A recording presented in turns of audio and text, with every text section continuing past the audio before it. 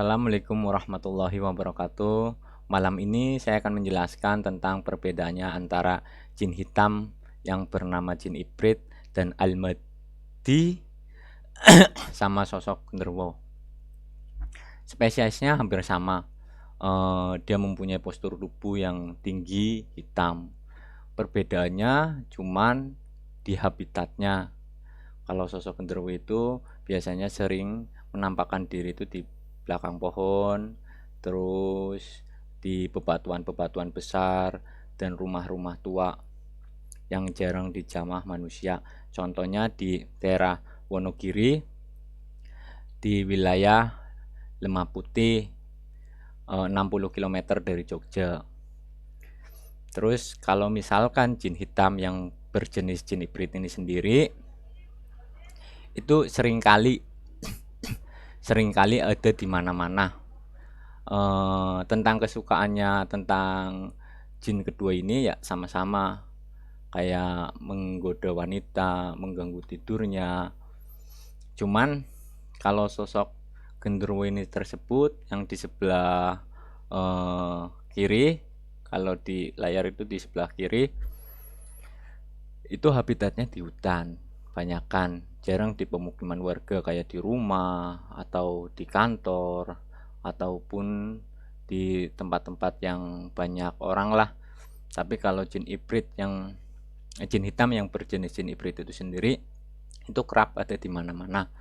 Makanya ini saya jelaskan sosok jin ibrit ini sendiri atau jin hitam yang berjenis ibrit itu sendiri, inilah sosok yang sering mengganggu manusia dengan jenis perempuan.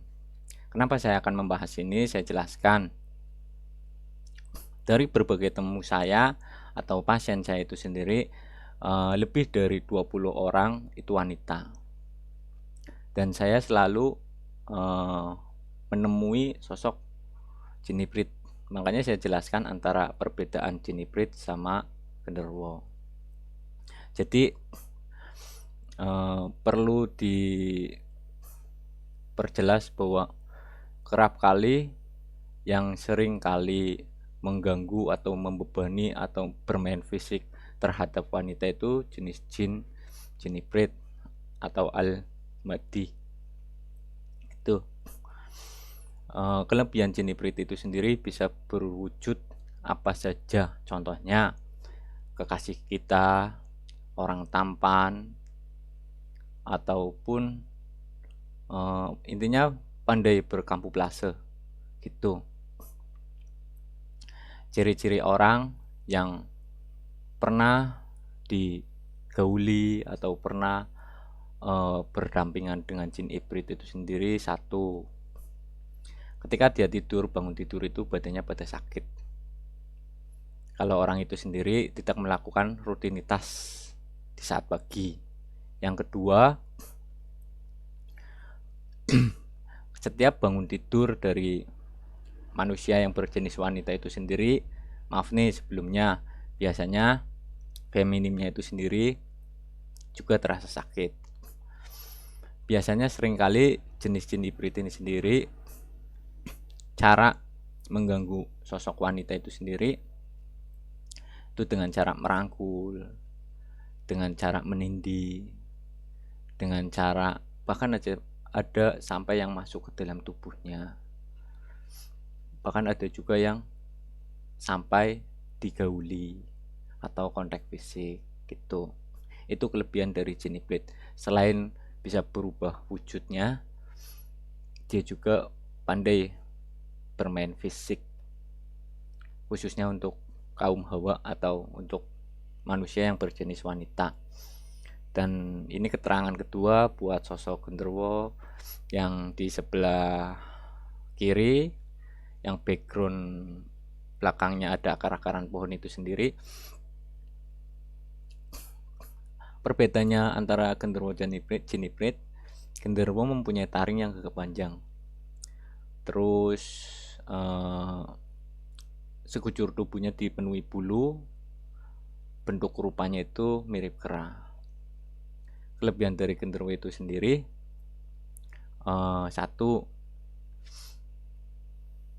besti powernya yang besar atau kemampuannya yang dahsyat.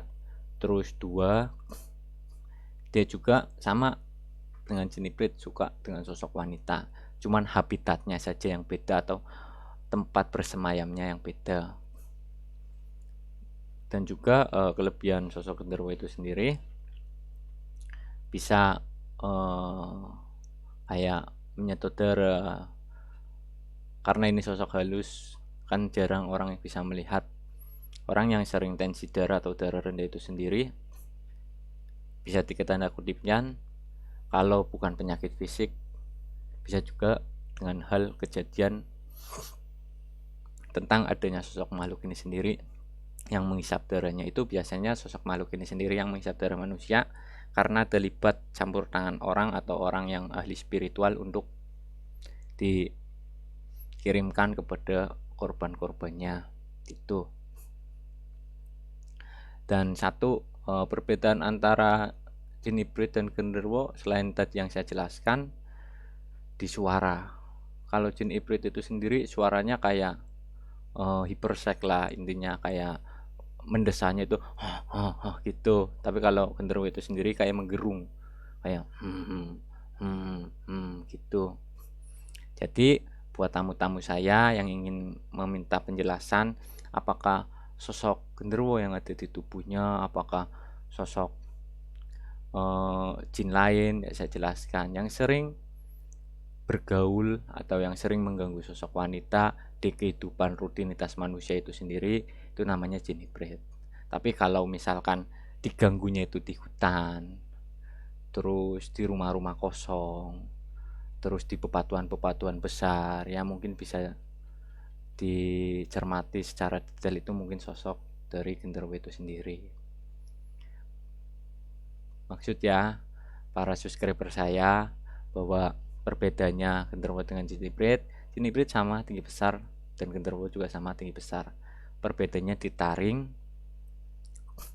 dan di kelebihannya masing-masing.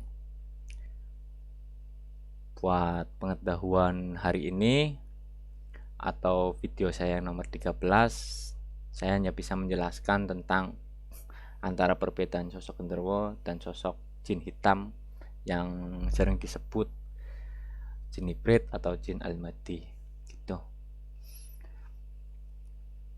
Ya menurut saya udah cukup sih. Sekian dan terima kasih. Wassalamualaikum warahmatullahi wabarakatuh.